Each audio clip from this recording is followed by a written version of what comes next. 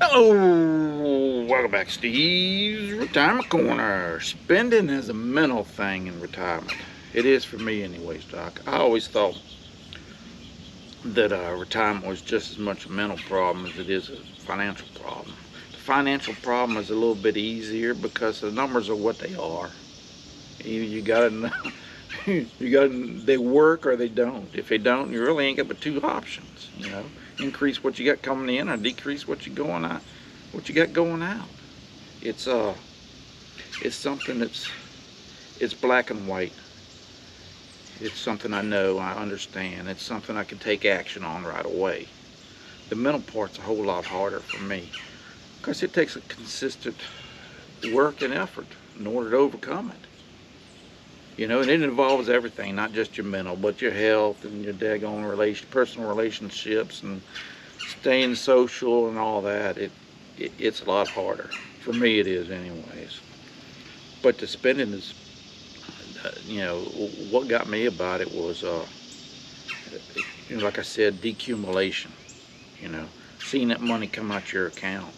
And it was a lot worse on me than it's going to be on a lot of people, because a lot of people are able to get their money a month at a time or whenever they need it, or it's a little bit at a time.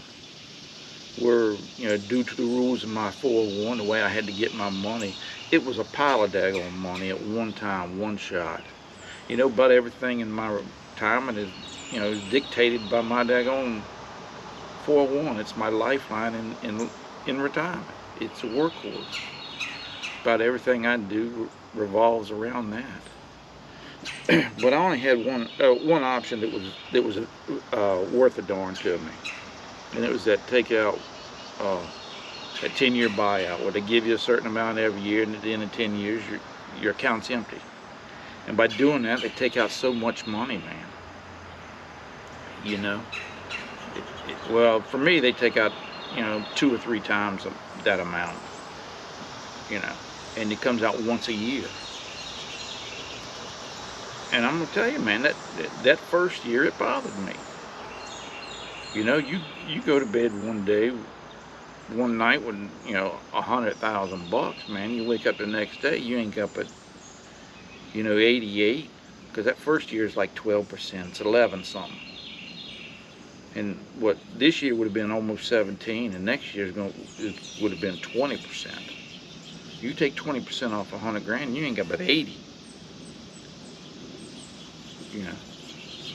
I mean, and you ain't spent a nickel of it. That's what I had to do. I had to step back and look at the bigger picture and realize, hey man, all I did was take it out of one pocket and put it in another. I ain't spent a nickel of it yet. So I mean, that was a shock. I ain't gonna lie to you, man. That was and I knew better. That'll rattle your cage, see that kind of money come out of that account. And I knew, and I understood. That's the way I'd planned it.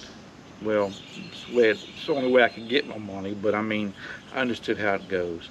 And I understood that, hey man, whatever was left over at the end of the year was going to be put in a daggone cash account or a brokerage account of some kind. I understood that going in, and it still was a cage rattler for me, Doc. But when I stepped back and looked at it, I said, hey man, I ain't spending all that at once. I ain't even spending just a piece of it. It's I was able to get over that pretty quick. It hasn't bothered me since that first year. But I gotta admit, that first week, man, after that distribution, that was a shocker on me. And I understood that before I went in. That's one of them things, you really have to, or I had actually retire and actually do before I understood it and how I could work through it.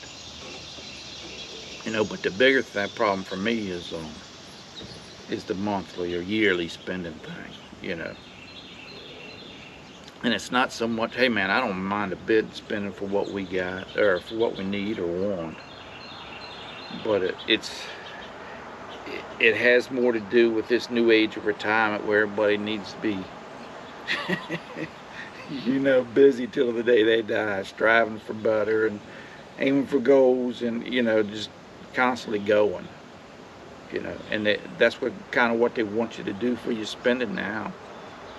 Hey man, you worked all them years and you saved it, man. I always get, whenever I do a video about my spending, people say that, hey man, it's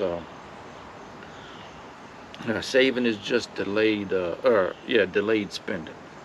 Um, and the big one, man, and this one here I can't stand. I think it's a bunch of hogwash. For me, anyways.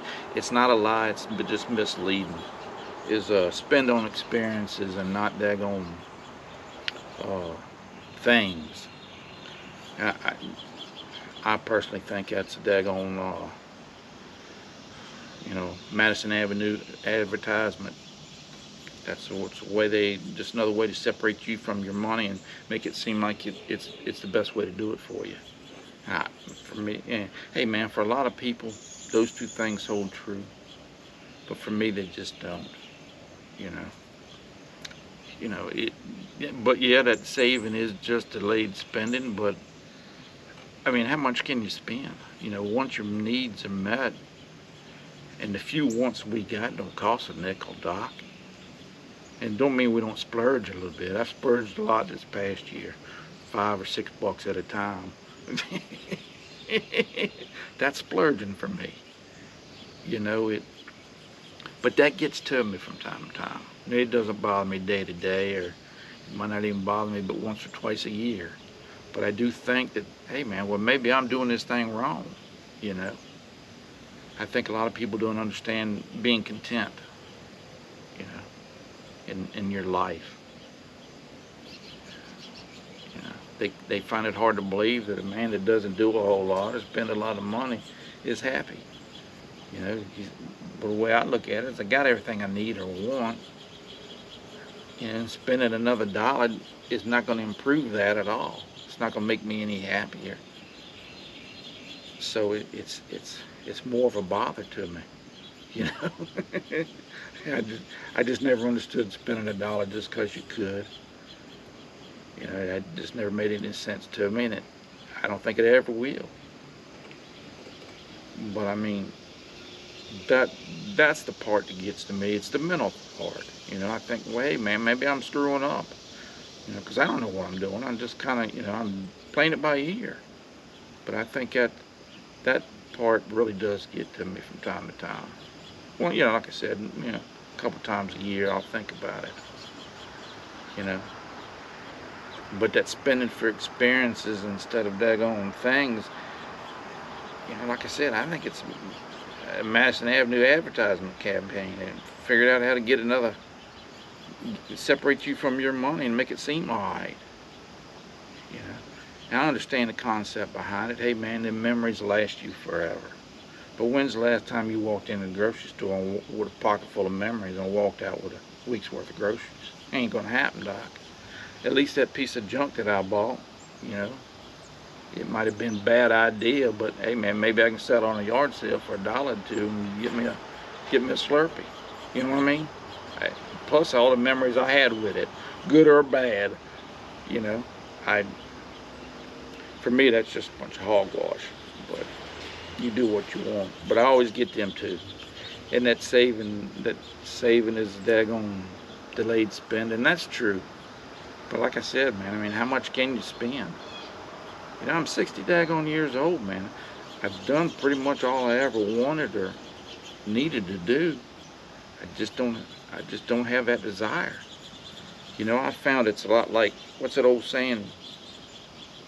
You never want to drink of water till the well runs dry. But that's kind of the way it works for me. It sounds stupid, and I've mentioned it before, but I mean, just the fact that knowing that I could do something kind of takes the excitement out of it for me. It doesn't mean I don't still like or want to do things or spend money on stuff, but most of them's just pipe dreams, and I know it. It's just me daydreaming in retirement is all it is, because I ain't gonna do it. But I mean, in my mind, the way I look at retirement, we get the perfect retirement. Family's healthy and close by. All our needs are met, and we got a few dollars extra for once. I just couldn't ask for any more. But for some people, that's just not enough, or it's just, they think you ought to be doing more. You know, they think if you don't, it's a waste. You know, but and it is for them. Everybody's different. That's the trick to retirement. You got to find your way. What works best for you and do it. I don't recommend anybody retire like I did. I mean, I think it's a great way of life, but it's not for everybody. Trust me, Doc. But I'm having a ball with it, and But a lot of your daggone retirement is mental, and the longer I'm retired, I think it's probably more mental than it is financial. But I got no proof of any of that. But the mental part is huge. You got to work through that part in order to have a good retirement, I think. And that ain't easy. It wasn't for me. The spending, the health issues, the family issues.